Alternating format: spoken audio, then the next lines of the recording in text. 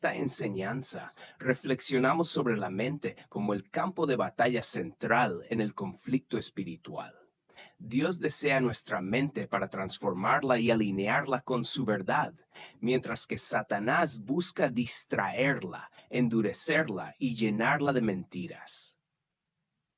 Nuestra forma de pensar define cómo vivimos, y por eso es esencial renovar nuestra mente mediante la verdad bíblica y someter todo pensamiento a la obediencia de Cristo.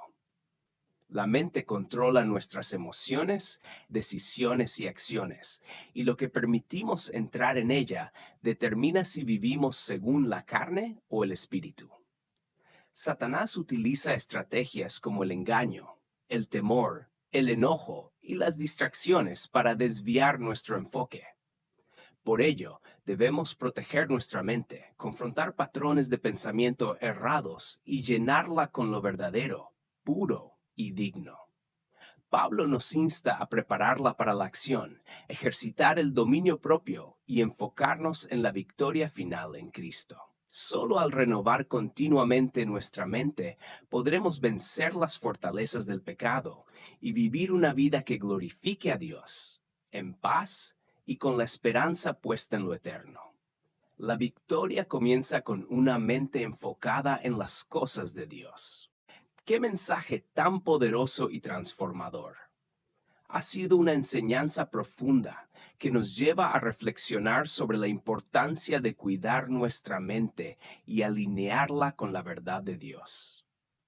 La claridad con la que se explicó el rol de la mente como campo de batalla espiritual y las herramientas prácticas para renovarla son un verdadero tesoro.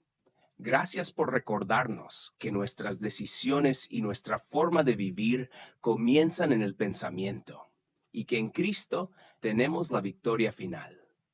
Su pasión y dedicación para transmitir esta verdad inspiran y motivan a buscar una vida que glorifique a Dios. Dios lo siga usando grandemente. Que Dios sea con ustedes, con nosotros, y que esta noche podamos entender algo más de lo que Dios ha revelado acerca de este conflicto entre dos reinos que comenzó hace un buen tiempo, que podamos entender cómo es que verdaderamente se da y que lo podamos hacer a luz de la revelación del mismo Dios. Esta es nuestra tercera clase y el título de esta clase es La batalla por tu mente. Yo daba una consejería hace un rato atrás y le decía a esta persona: Dios quiere tu mente y Satanás quiere tu mente, literalmente hablando. Porque la mente decide el curso de mi vida. Y le decía a esa persona: si yo sé cómo tú piensas, yo sé cómo tú vives. Y cómo vives refleja cómo tú piensas. Por tanto, mi compromiso debe ser aprender a pensar bíblicamente, porque el resto ni siquiera tengo que pensarlo, ni siquiera tengo que esforzarme, es el resultado de cómo yo pienso. De manera que nosotros necesitamos como pensar en la mente y hacer de la mente como un blanco, de tal forma que yo pueda transformar la manera como yo pienso. Lamentablemente nosotros no hacemos eso, porque como tenemos tanto tiempo pensando como pensamos, nos gusta como pensamos, concluimos que como pensamos es la forma correcta de pensar. El patrón de pensamiento que tenemos, pensamos que es la forma correcta como todo el mundo debiera pensar, y nos extraña que otros no piensen como nosotros pensamos. Estamos tan convencidos de que nuestra mente piensa bien que nos extraña que otros no piensen como nosotros pensamos. Entonces, Dios quiere eso.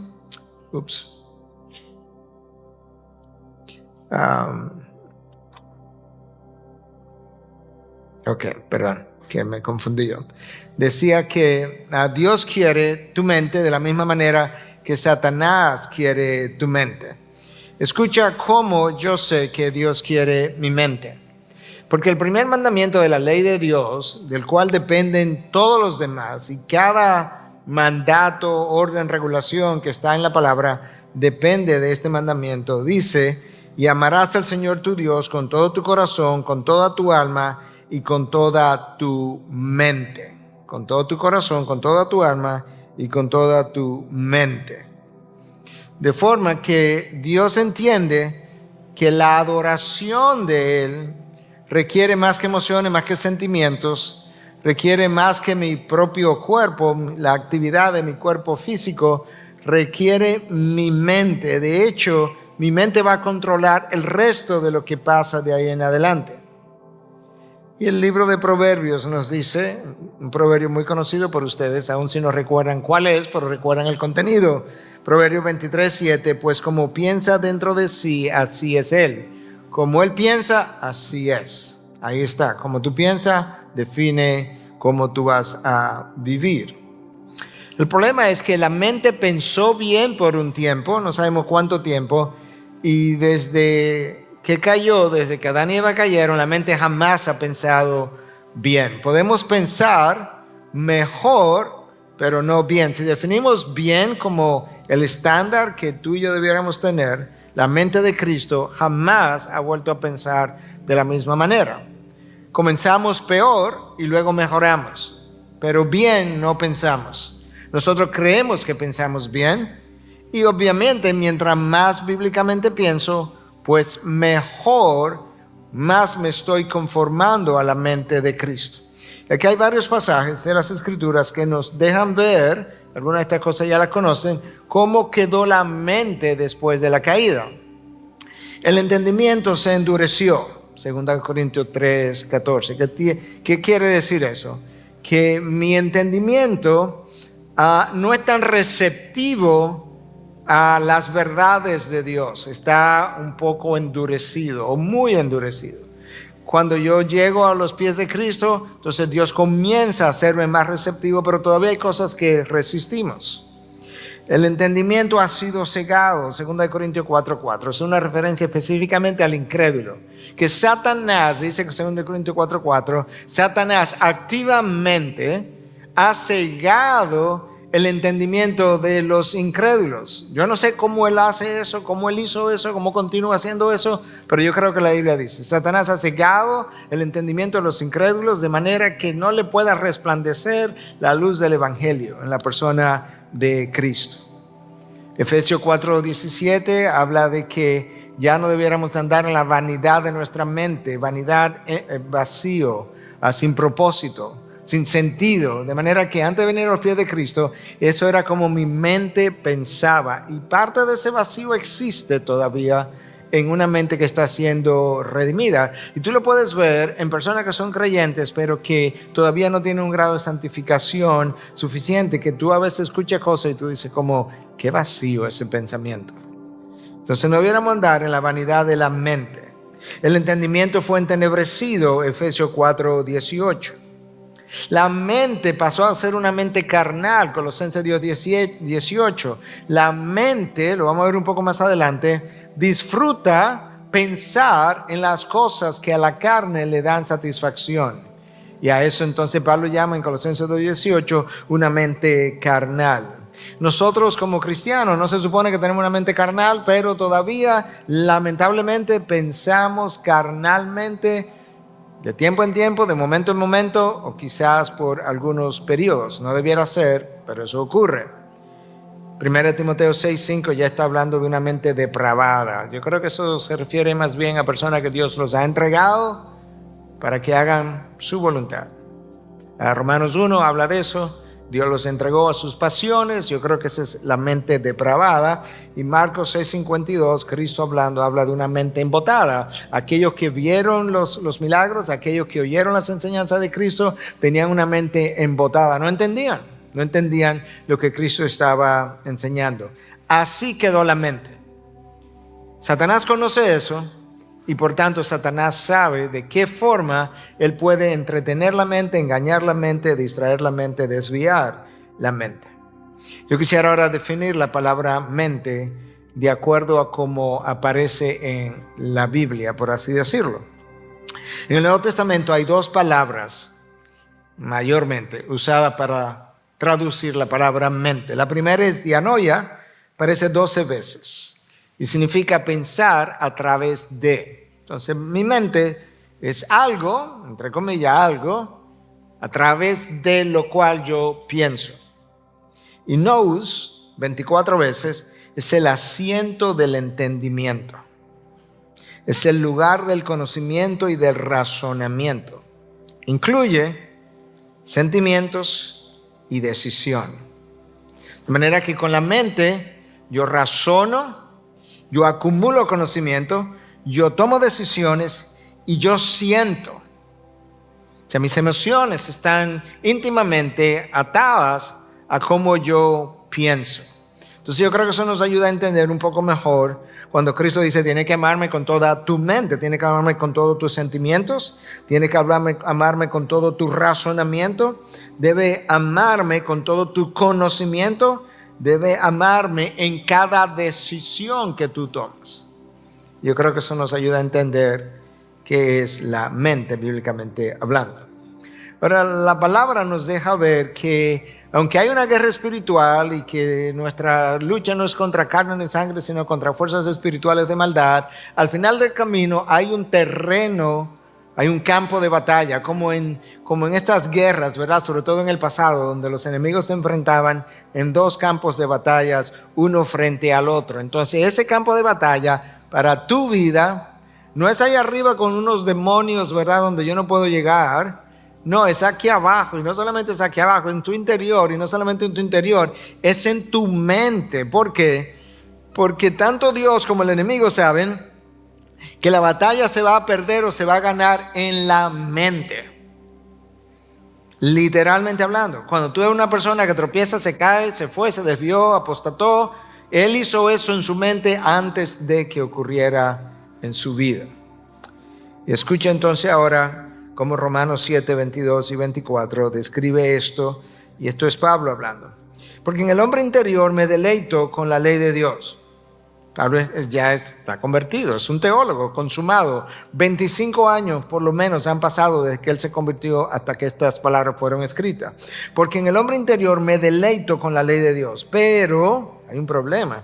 Veo otra ley en los miembros de mi cuerpo que hace guerra contra la ley de mi mente. Guerra, eso es una batalla, un choque.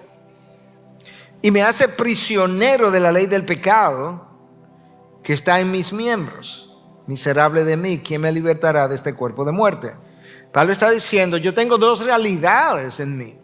Yo tengo una realidad en mi mente que se deleita en la ley de Dios. Lee los 10 mandamientos, lee derivaciones de los 10 mandamientos y se deleita. Dice, wow, qué bueno, increíble, cómo esto me habla de Dios. Pero ahora resulta que yo termino pecando aquí y me doy cuenta que yo lo que no quería hacer, terminé haciendo. Está ahí en el texto de Romanos 7. Lo que no quería hacer, terminé haciendo. Y lo que quería hacer, no lo hice. Entonces, ¿cuál es el problema? Él me dice cuál es el problema. Es que en mis miembros, en el cuerpo todavía no glorificado, hay deseos caídos. Y esos deseos caídos demandan atención, demandan que yo lo ponga en primer lugar, que yo lo satisfaga. Pero adentro de mi mente resulta que no, que mi mente sabe otra cosa. Mi alma regenerada piensa también. ¿Cómo esas dos cosas se combinan? Yo no sé. Pero el alma regenerada piensa. Porque cuando yo me muero y el cuerpo va al cementerio y lo entierran, el cerebro se quedó ahí. Pero mi alma va a la presencia de Dios. Esa alma sigue pensando. Entonces Pablo dice, yo tengo estas dos realidades. Y entonces en un sentido yo soy un miserable porque no tengo salvación, pero inmediatamente él recupera, por así decirlo, como el entendimiento. Dice, pero gracias a Dios. No terminó el texto, pero debió haber terminado ahí. ¿Quién me liberará de este cuerpo de muerte? Lo que sigue es gracias a Dios. O gracias a Dios en Cristo Jesús. Él es quien me libera del cuerpo de muerte. La idea ahí del cuerpo de muerte, algunos piensan que es esta. En la antigüedad, cuando tú cometías un crimen, había varias formas de quitarte la vida. Una de ellas era la crucifixión, La otra era simplemente traspasándote quizá con una espada o algo similar. Y la otra forma era atándote a un cuerpo muerto, a un cadáver, con el que tú tenías que caminar o moverte y dejarte sin alimentar por varios días hasta que tú te murieras pegado de ese cuerpo que ya estaba maloliento. Y algunos están pensando que Pablo está diciendo, mi hombre viejo, el hombre viejo versus el hombre nuevo. A mi hombre viejo es como hiede de tan mal que es en sus deseos y las cosas que persigue, sus búsquedas. Esa era la palabra que estaba tratando de traer. Y que quizás de eso que Pablo estaba en su mente cuando habló de esto. Ok, entonces decíamos al principio, dijimos ahora que la mente ruge, la batalla ruge en tu mente, y al principio dijimos que Dios quiere tu mente y Satanás quiere tu mente, y como Satanás quiere tu mente, él escoge tu mente como un blanco de ataque, es como un tiro al blanco. Donde él va a disparar es a tu mente, es ahí donde le disparó a Eva. Déjame entrar a Eva en una conversación. ¿Qué entró de Eva en el campo de Satanás? El razonamiento, el pensamiento con que Dios ha dicho. Entonces Satanás quiere ganar acceso a tu mente y Dios también. Por eso es que nos llaman a ser transformados por medio de la renovación de vuestra mente. Por eso es que Pablo dice, usted tiene la mente de Cristo. ¿Dónde? Bueno, la tengo en la Biblia y la tengo en el Espíritu Santo que está dentro de mí. Entonces esa mente tiene un pensamiento y ese pensamiento precede a la acción. Antes de yo decir cualquier cosa aquí, aunque sea en un milisegundo, yo pensé y luego yo hablé. Si tomo este micrófono, antes de tomarlo, yo lo pensé primero. Toda acción va a preceder un pensamiento. Claro que entonces lo que tengo que hacer es cambiar mi mente. Yo tengo que cambiar la forma de pensar, porque la acción que va a seguir es algo que ya se registró en mi mente. Entonces la mente pudiera ser definida como el centro de operaciones. Dirige mi pensamiento, dirige mis decisiones, dirige mis emociones, me dirige mis acciones, dirige todo, dirige mi vida. Es como el cerebro de la computadora. De ahí depende todo, literalmente. Entonces, de ahí la importancia de tener una mente bíblica. Porque la mente bíblica nos va a ayudar a cumplir con la Biblia, por así decirlo. Y la mente no bíblica me va a llevar a vivir contrario a lo que la Biblia enseña. Satanás, de nuevo, tiene la mente como blanco, ¿verdad? Como si fuera un tiro al blanco. Escucha lo que Pablo escribe a los Corintios en su segunda carta 11:3. Pero temo que así como la serpiente, ahora no fuimos al jardín del Edén, con su astucia engañó a Eva. ¿Cómo la engañó? Ganando acceso a su mente. Las mentes de ustedes sean desviadas, como se desvió la de Eva, de la sencillez y pureza de la devoción a Cristo. Cuando Pablo habla de la sencillez, es que no está hablando de algo simplista, no, pero es algo que no está como dividido, de la sencillez y la devoción exclusiva a Cristo. Yo tengo un temor, Corintios, es que sus mentes sean involucradas en una forma de pensar que de hecho vuelve la mente, el pensamiento como complejo, dividido, y sean desviados, porque eso fue lo que le pasó a Eva. Mientras Eva pensaba una sola cosa acerca de la fruta, una sola cosa acerca de Dios, estaba bien. Esa sencillez se complicó cuando Satanás dijo, bueno, Eva, debe considerar también que quizás la uva es buena, quizás la fruta es buena, quizás la fruta te puede hacer sabia y Adán también. De hecho, es posible que si te la comes te haga como Dios. Se complicó el pensamiento. Ya no es exclusivo, ya no es único, no es una sola cosa. Hay dos posibilidades. Pablo dice, yo tengo miedo de que eso pueda ocurrir. Cuando tú revisas los evangelios, te encuentras en un momento dado, y hemos hecho alusión a este pasaje múltiples veces, te encuentras en un momento dado a Pedro haciendo una confesión, tú eres el Cristo, el Hijo del Dios viviente. Y Cristo le responde, bienaventurado eres, Pedro, porque eso no te lo reveló ni carne ni sangre. Y unos versículos más adelante, Cristo está hablando de que él tiene que ir a Jerusalén y va a sufrir a manos de las autoridades. Y Pedro dice que no te suceda. Y entonces Cristo le dice, quítate delante de mí, Satanás. Me eres piedra de tropiezo. ¿Cómo? Porque no estás pensando en las cosas de Dios, sino en las de los hombres. Número 1, Pedro está siendo usado por Satanás. Número 2, Pedro, ese pensamiento, el otro, el anterior, de hace un rato atrás, tú eres el Cristo, el Hijo del Dios viviente, eso te lo reveló mi Padre. De alguna manera, te lo puso Satanás a ti.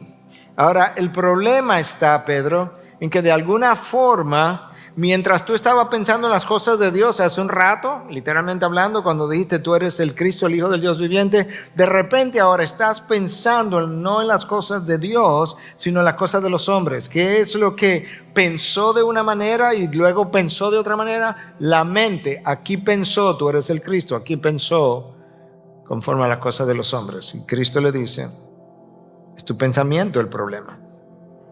Entonces Satanás anda tratando de alguna manera, ¿cómo lo hace? La Biblia no lo revela, pero de alguna manera quiere ganar acceso a tu mente. Mire este texto de Primera de Crónica 21:1. En un momento dado dice que Satanás se levantó contra Israel e incitó a David a hacer un censo de Israel. Pero resulta que cuando tú buscas esa palabra en el hebreo, lo que significa esa palabra incitó es estimular, seducir, persuadir, provocar. ¿Qué fue lo que fue seducido, persuadido? Voy a persuadir a David de que haga un censo. Fue la mente, porque no hay otra cosa que pueda ser persuadida que no sea la mente. De alguna manera, Satanás ganó acceso a la mente de David y lo persuadió de que era una buena idea contar con cuántos hombres poder censar con cuántos hombres él contaba para ir a la guerra. De nuevo, lo que Satanás hace es ganar acceso a la mente, lo provoca, lo seduce, lo persuade. Y David hace un censo y 70,000 personas mueren como consecuencia de manera que tú, con razón, lo vamos a ver en otra ocasión, la armadura de Dios tiene un casco que protege la cabeza. Recuerda que la armadura de Dios, todo es simbólico de algo que está protegiendo. La mente tiene que ser protegida. Cuando el libro de Proverbios dice guarda tu corazón, no se está refiriendo al cardia, al corazón, ¿verdad?, físico, es a la mente, porque la mente es usada con frecuencia para referirse al corazón y el corazón para referirse a la mente. La esencia del hombre, lo que él es, cómo él piensa, cómo él siente. Entonces la mente tiene que ser cuidada. Guarda tu mente. Yo tengo que guardar mi mente, yo tengo que guardar mi mente de pensamientos. En esta semana varias veces, incluyendo hoy, yo tuve que hablar con personas, y eso le tiene que guardar tu mente de esos pensamientos. De ahí que hablamos de hablarle verdad, de hablarte verdad a ti mismo. ¿A quién es que le está hablando verdad? A tu mente. Le está recordando las verdades que se acumularon ahí, pero que no está procesando y no están siendo usadas en un momento dado. Yo decía al principio que mi mente determina cómo yo vivo, y yo quiero leer un par de pasajes ahora. Escucha. Porque los que viven conforme a la carne, vamos a pararme un momento. Estoy hablando de evidencia, un estilo de vida. Entonces Pablo está diciendo ahora, los que viven de esta forma ponen la mente en las cosas de la carne. Vamos a leerlo al revés. Si pones la mente en las cosas de la carne, vives conforme a la carne. La carne determina cómo yo vivo. Pero los que viven conforme al Espíritu, en las cosas del Espíritu. Puedes llenar el espacio en blanco. Ponen la mente en las cosas del Espíritu. Si pongo mi mente en las cosas del Espíritu, voy a vivir conforme al Espíritu. De manera que yo necesito revisar dónde ha estado mi mente. Yo necesito revisar en qué he estado pensando, cómo he estado meditando, qué es lo que he estado rumiando, qué pensamientos le he dado cabida, qué cosas programas de televisión, series, computadoras. Yo he permitido que entren a mi mente, inunden mi mente, corrompan mi mente y me hagan pensar cosas que desagradan a Dios, porque una vez pensada yo voy a terminar viviéndolas, porque los que ponen la mente en las cosas de la carne viven conforme a la carne. La Nueva Traducción Viviente dice, la mente, este es otro versículo, se me chispoteó en buen lenguaje de el Chavo, creo que era. Okay. Romanos 8, 5 decía adelante, era el versículo anterior y este es Romanos 7. La mente puesta en la carne, 8:7, es enemiga de Dios porque no se sujeta a la ley de Dios, pues ni siquiera puede hacerlo. La mente que es enemiga de Dios. Cuando hablamos de que nosotros éramos enemigos de Dios, Romanos 5:10, sí, pero ¿qué parte mía era enemiga de Dios? Bueno, no son los brazos, porque ellos solos no tienen vida. Es mi mente. Como yo pienso, lo que se revela es mi mente. La mente que no entiende, que está embotada, que está enceguecida, es mi mente. Entonces tú puedes ver la importancia. De nuevo, cuando yo digo mi mente no es simplemente mi cerebro. El cerebro participa de una actividad de pensamiento, pero mi alma piensa. Una vez más, el cerebro se queda en el cementerio, pero la mente que va a la presencia de Dios, que disfruta del gozo del Señor, todos los que están en la presencia del Señor hoy en día, que no tienen cuerpo todavía, que no se han levantado de las tumbas, están pensando y están viviendo de alguna manera y están sintiendo. Entonces la mente es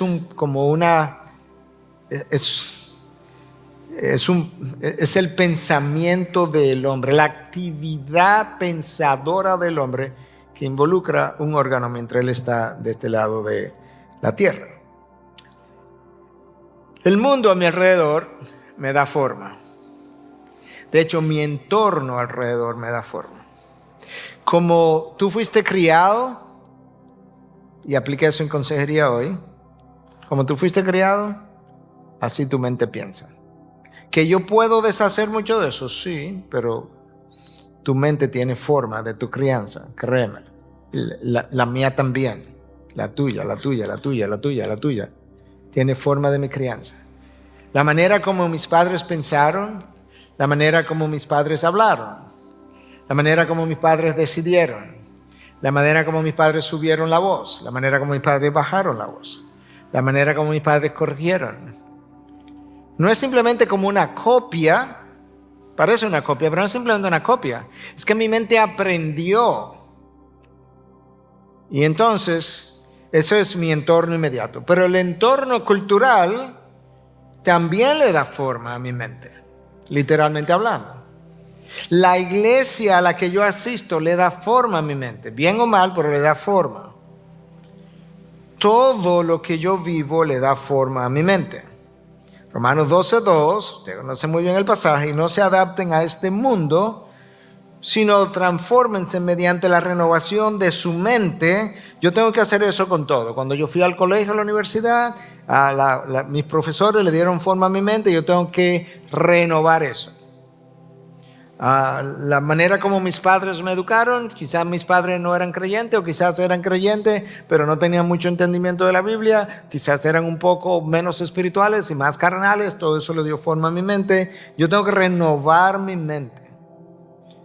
Y luego que yo renuevo mi mente, por la palabra, yo puedo verificar la voluntad de Dios. Por eso es tan difícil. Yo no estoy diciendo que yo sé cuál es la voluntad de Dios todo el tiempo, no estoy diciendo eso. Estoy diciendo que la no transformación, renovación de la mente dificulta la identificación de la voluntad de Dios, la cual es buena, aceptable y perfecta. Para verificarla, necesito una renovación de la mente. Necesito saber lo que la Biblia dice, cómo lo dice, cuándo lo dijo, cuándo pasó, cuándo ocurrió, en qué contexto. Y ahí yo como que, mi mente se ha ido lavando, se ha ido limpiando, ha ido tomando otra forma. Ahora yo puedo ver, sí, yo creo que esa es la voluntad de Dios, coincide con la Biblia, coincide con los propósitos de Dios, coincide con el carácter de Dios, coincide con la dirección del Espíritu en la Biblia en esta ocasión. Ok, tengo una mejor idea de la voluntad de Dios. Nota que esta idea de que la batalla ruge en la mente y la mente es vital en todo esto no es nueva, ni es del ámbito pentecostal.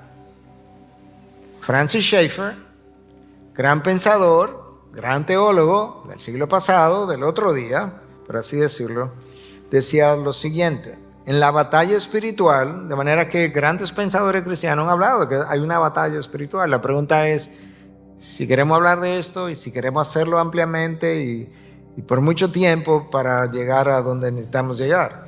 En la batalla espiritual, la pérdida de la victoria, o sea que como quien dice, tú tienes la victoria en Cristo, la pérdida de la victoria. A mí me gustó esa terminología, porque no dice la pérdida de la batalla, no, la pérdida de la victoria. Ocurre siempre en el mundo de la mente. Wow. Es como que la mente tiene un mundo. En el mundo de la mente tú pierdes. En el mundo de la mente tú ganas. Lo que tú decidas en tu mente, eso tú vas a hacer.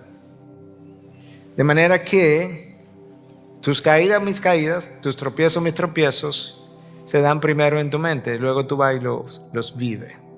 Es como el arquitecto. Él diseña el plano, ya se sabe. Y luego él va y lo vive y el ingeniero lo edifica.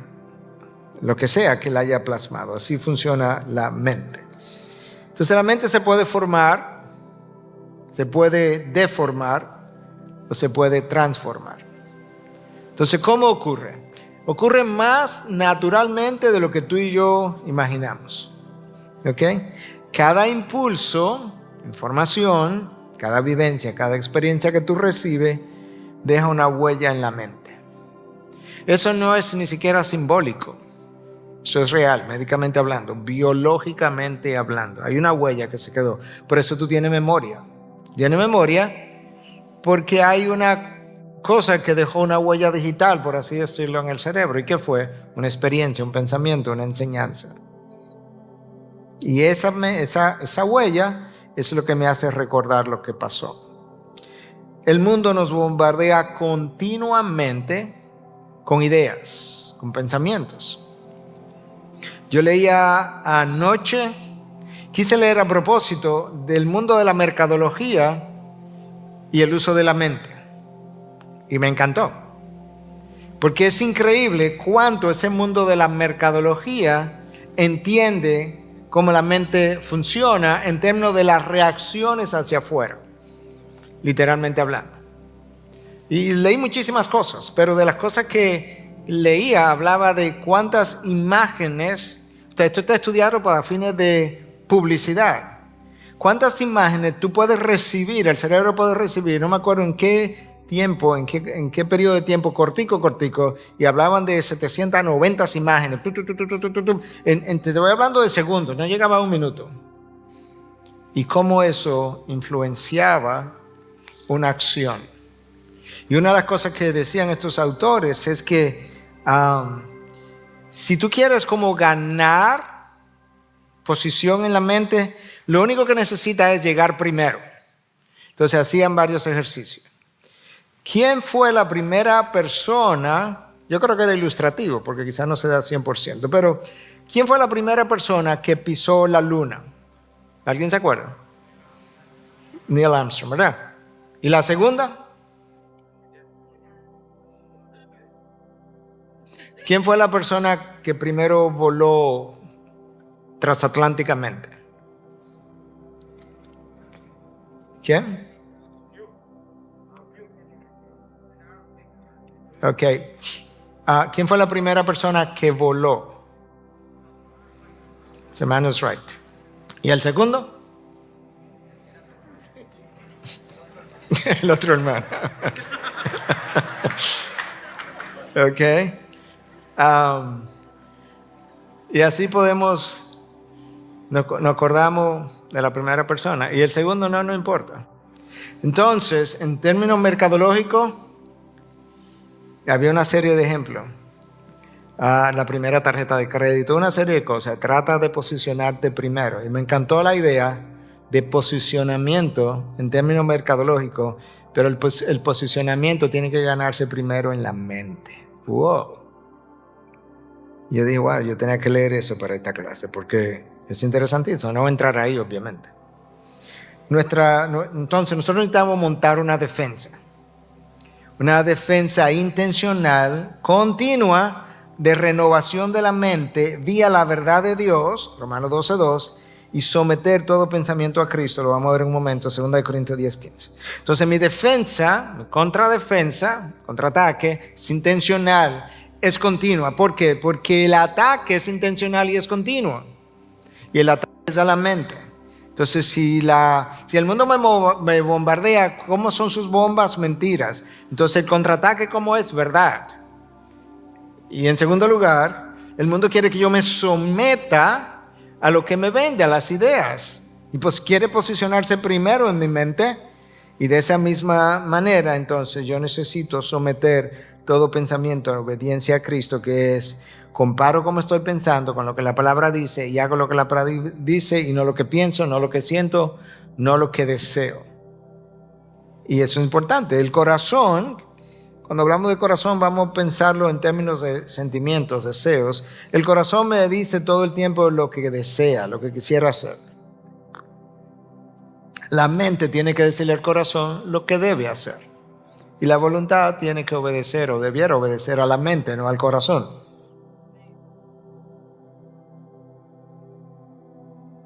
La mente piensa conforme a los valores que acumula. Y ahí la importancia de guardar tu mente, de ahí la importancia de tener cuidado a lo que te expone, porque los valores se adquieren, decía Francis Schaeffer también, que los valores se adquieren de la misma manera que tú adquieres los gérmenes de la vida. En otras palabras, yo le puse la mano a esto que está aquí, y ahora, bacterias que estaban aquí pasaron a mí. ¿Cómo pasó eso? Ahí yo lo hice intencionalmente, pero ahí, y sigo hablando, yo no me di cuenta. Entonces Francis Schaeffer decía, los valores se adquieren de la misma manera que los gérmenes de la vida. ¿Cómo? No, tú no te das cuenta. ¿Y cómo lo adquiero? Viviendo en el mundo. Solamente tengo que vivir. Por eso es que el contraataque tiene que ser intencional. Entonces, ¿qué es un valor? Es algo que tiene mérito, significado para nosotros, y que nos lleva a reaccionar, a comportarnos de una forma determinada. ¿Por qué tú piensas que las compañías de artículos X, de todo tipo, venden sus iconos, y poner ese icono sobre lo que sea, un tenis, en una televisión, cualquier otra cosa? ¿Por qué tú piensas que ellos pagan grandes cantidades de dinero por eso? Porque ese icono para mi mente representa un valor. Si mi mente lo compra, ese tenis, esa tela, esa ropa, esa camisa, ese carro, esos zapatos, esa correa, eso tiene valor. Los otros no sirven. No compres eso, que eso no sirve. ¿Tú no has oído esa expresión? Eso no sirve. O sea, yo vivo en República Dominicana, un país chiquito, y ya yo sé que nada que sea alternativo a esto sirve. En el mundo entero no hay nada que sirva que no sea eso.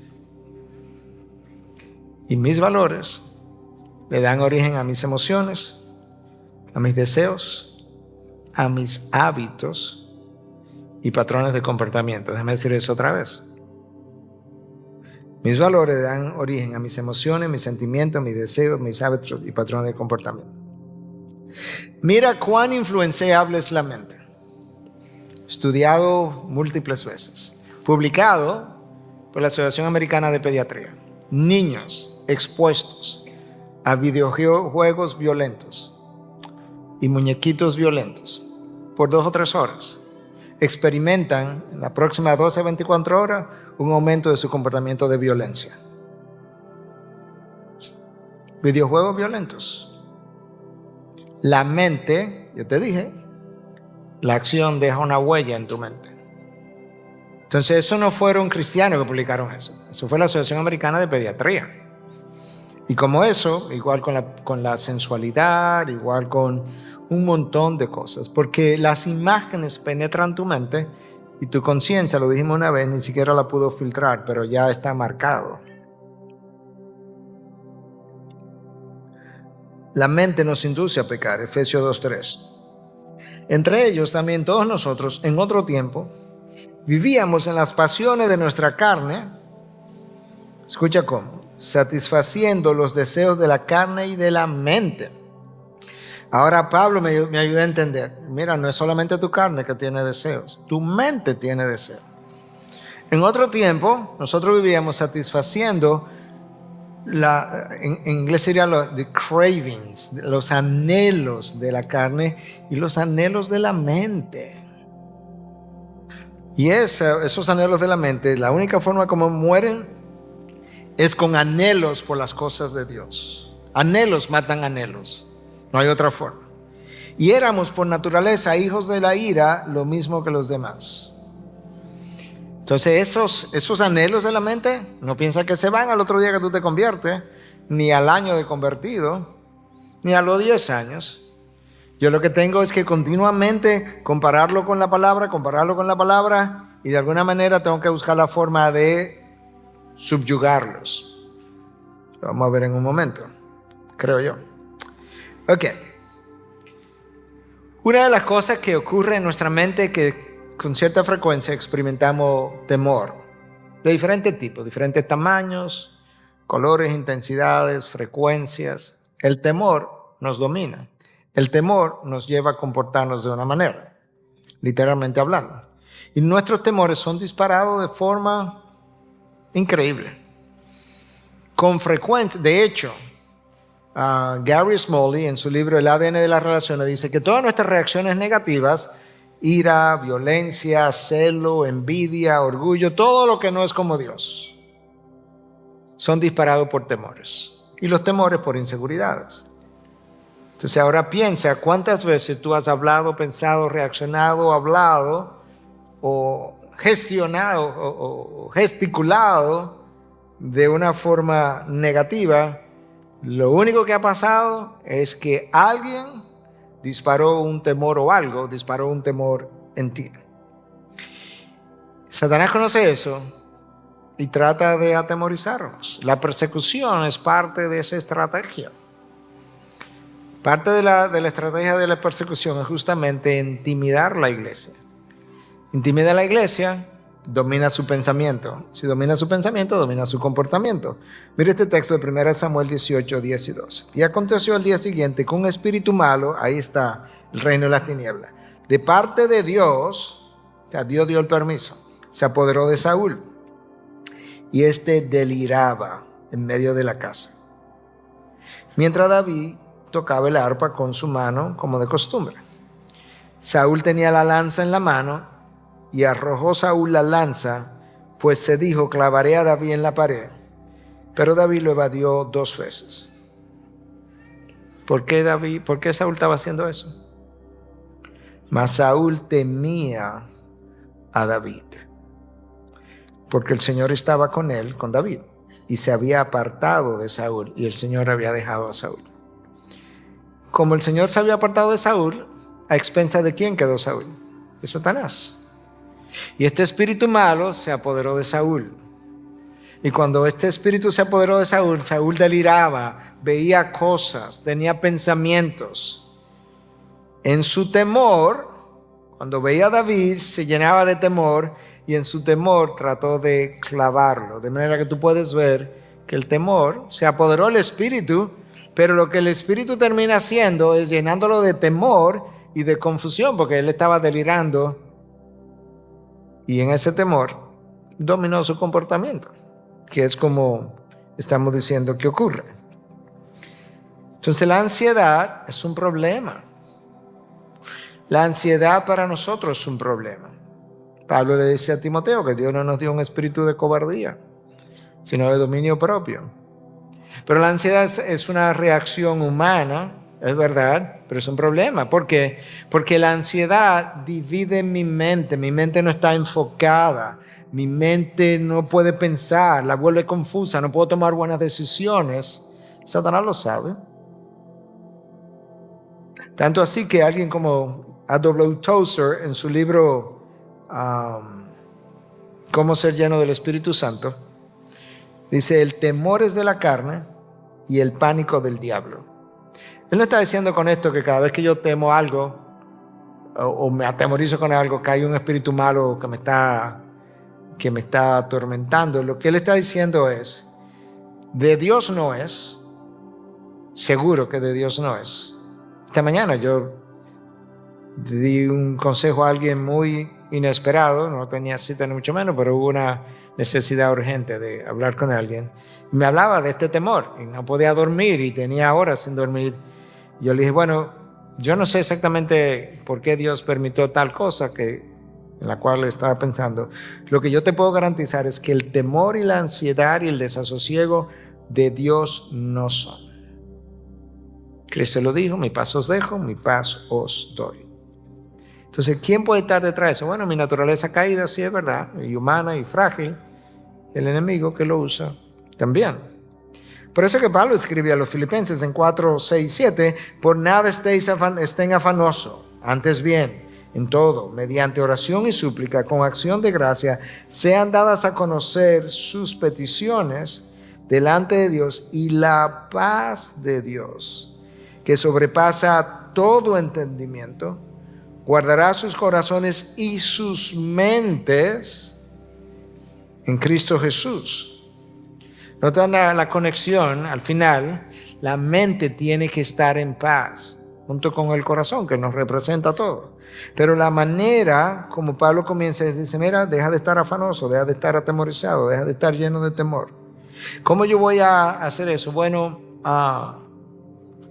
tiene que comenzar orando, tiene que suplicar. Y que todas mis peticiones sean dadas a conocer delante de Dios. Alguien me hablaba en el día de hoy, tenía un examen de álgebra mañana y estaba con cierta ansiedad. Vamos a pararnos ahí mismo, déjalo ahí mismo, vamos a orar. ¿Por qué? Porque este texto es lo que me manda a hacer. Que ore para que la paz de Dios, que trasciende el entendimiento, pueda venir a inundarlo.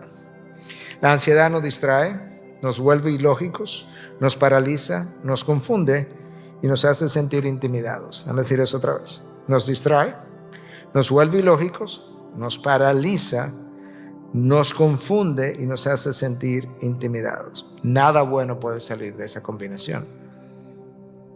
¿Cierto? Yo voy a hablar un poquito de esto, porque yo creo que aquí es donde nosotros muchas veces nos perdemos. Nos perdemos en todo lo anterior también. Pero esto es tan común que ni pensamos en eso. ¿Ok? Satanás usa mucho el enojo. Y la palabra me deja ver que Satanás usa mucho el enojo. Ahora la pregunta es, cuando yo me enojo, ¿qué es lo que se enoja? La mano. Si yo le doy una trompada a alguien, ¿fue mi puño que se enojó? ¿Qué precedió al movimiento de mi puño? Algo que se originó en mi mente. Pero eso lo tengo aquí. Porque la palabra de Dios me dice en Efesios 4, 25 al 27, por tanto, dejando a un lado la falsedad. Nota otra vez, como de esa manera, como, by the way, como de hecho, la palabra continuamente contrasta la falsedad y la mentira y la verdad. Por tanto, dejando a un lado la falsedad, hablen verdad. O sea, una cosa es el mundo de las tinieblas y otra cosa es el mundo de la luz. Hablen verdad, cada uno con su prójimo, porque somos miembros los unos de los otros. Escuchen, enójense, pero no pequen. No se ponga el sol sobre su enojo, coma. Nota que no estamos en otro capítulo, estamos en el mismo versículo, con una coma nada más. Ni den oportunidad al diablo. Yo creo que el texto está claro, que Pablo no está diciendo, mira hacia el oeste y antes que el sol se ponga, deja tu enojo. No deje que eso se prolongue. Porque cuando el enojo se prolonga, tú le has abierto una rendija, una ventana, una puerta, todo un portón al diablo. ¿Por qué?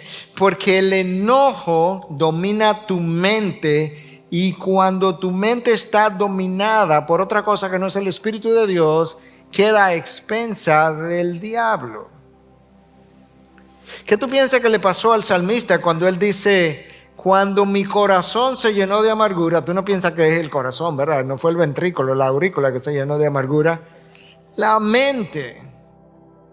Yo era como una bestia delante de ti. ¿Qué tú piensas que lo llevó a comportarse bestialmente.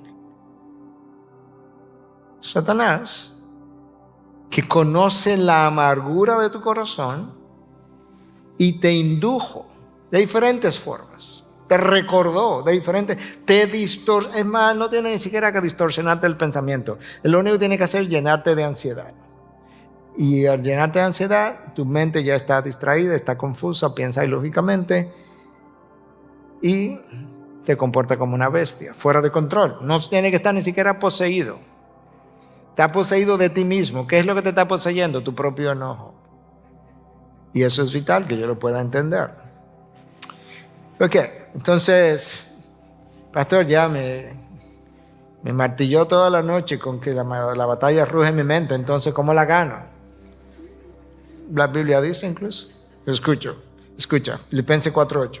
Por lo demás, hermano, todo lo que es verdadero, todo lo digno, todo lo justo, todo lo puro, todo lo amable, todo lo honorable, si hay alguna virtud o algo que merece elogio, en eso pensar, en eso mediten, dependiendo de la traducción. O sea, ¿tú quieres saber cómo va a ganar la batalla? Todo eso que está entrando, en lo que tú estás pensando, deja de pensar en eso. Entonces, ¿en qué pienso? Bueno, comienza con lo verdadero. ¿Y cómo yo sé qué es lo verdadero? Chequea lo que tú estás pensando con la Biblia. Si lo que tú estás pensando no se alinea con la Biblia, eso no es verdadero. Ve a ver si lo que estás pensando se alinea con la Biblia, porque si no, eso no es digno de virtud. Tampoco es puro. ¿Tú sabes cuántas cosas pura nosotros pensamos? Ok, 2 Corintios 13:8. Porque nada podemos hacer contra la verdad, sino solo a favor de la verdad. La verdad está en la palabra de Dios. La verdad, cuando me posee, nada podemos hacer contra eso, porque la verdad tiene un poder. De la misma manera que la mentira tiene un poder, de la misma forma la verdad tiene un poder. Porque una se originó en Satanás, el padre de mentira, la otra se originó en Dios, el padre de verdad. Y por tanto, la forma de ganar la batalla es estando firme en la verdad. De hecho, la palabra tiene varios pasajes que aluden a eso justamente, a estar firme en la verdad. Y cuando la palabra habla de la verdad, interesante, bueno, no se dice interesantemente, de manera interesante, habla de la verdad en singular, como si fuera una sola. En inglés se dice truth is a unified whole. Es un todo completo, unificado. Como que la verdad no es por pedacito. Por eso Cristo dijo, yo soy la verdad. Yo soy el camino, la verdad y la vida. Fíjate que aquí dice, nada podéis hacer contra la verdad, singular. Entonces la verdad tiene que poseerme. Y eso va a controlarme. Eso me va a dar convicción, me va a dar poder. Entonces sigo hablando de cómo ganar la batalla en tu mente. 1 Pedro 1:13. Por tanto, preparen su entendimiento para la acción. Nota que Pedro me está diciendo, tú tienes que actuar, pero no debes actuar sin pensar. Prepara tu entendimiento, piénsalo, chequea lo que la Biblia dice, asegúrate, medita en lo verdadero. Prepara tu entendimiento para la acción. Sean sobrios en espíritu. Pongan su esperanza completamente en la gracia que se les traerá en la revelación de Jesucristo. Nota la NTV. Así que preparen su mente para actuar y ejerciten el control propio. Me encanta esa otra versión de la traducción, ¿verdad? Preparen su mente y ejerciten, después de preparada la mente, ejercita el dominio propio, el control propio. Porque ahora está listo para la acción, ahora está listo para la guerra, ahora está listo para ganar la guerra. Porque no te ha tomado desprevenido los pensamientos, las lujurias, los deseos, las ambiciones, los celos, las iras, no te han tomado desprevenido. Tu mente estaba preparada, estaba ejercitada. Además, ejercitada la mente, incrementado el dominio propio. Y ahora puedes controlar esas otras cosas que quisieran irse en una sola dirección. Los pensamientos pecaminosos tienen que ser autoconfrontados. Y yo quisiera enfatizar la palabra autoconfrontados. De hecho, no estaba ahí, decía confrontados. Y cuando estaba revisando esto dije, no es simplemente confrontado, porque yo ni siquiera estoy hablando de que tú vengas a confrontarme. ¿Sabe por qué? Porque los pensamientos, tú no confrontas mis pensamientos a menos que sean acciones. Tú confrontas mis acciones. Pero mis pensamientos, tú ni los conoces. Entonces, ¿cómo los confronto? Tienen que ser autoconfrontados. ¿Y cómo? Aquí está. 2 Corintios 10, 13 al 5. Venía aludiendo a esto ya hace un momento. Porque aunque andamos en la carne, no luchamos según la carne. Porque las armas de nuestra contienda no son carnales, sino poderosas en Dios para la destrucción de fortalezas, destruyendo especulaciones y todo razonamiento altivo que se levanta contra el conocimiento de Dios, y poniendo todo pensamiento en cautiverio a la obediencia de Cristo. Eso lo hago yo, nadie más puede hacer eso. Esa autoconfrontación la hago yo. Yo tengo pensamientos, yo tengo deseos caídos, carnales, iras, enojos, desavenencias, ambiciones, avaricia, deseo de poder, deseo de controlar. ¿Ok? Entonces, incluso especulo en oraciones. Tengo deseo rebelde. Es más, no voy a perdonar a Katy. Si Katy no viene, no le voy a decir nada. Y que venga bajita también, porque... ¿verdad, Katy? Es un pensamiento altivo. Pablo dice, oye, tú tienes que someter eso en cautiverio a la obediencia a Cristo. Eso es lo que Cristo te dice, eso es lo que la palabra te dice, eso es lo que la palabra te manda.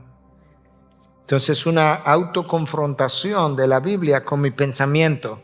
Y luego, ¿qué yo hago? Yo doblego mi pensamiento rebelde o deseo carnal y lo someto al señorío de Cristo. Yo hago eso.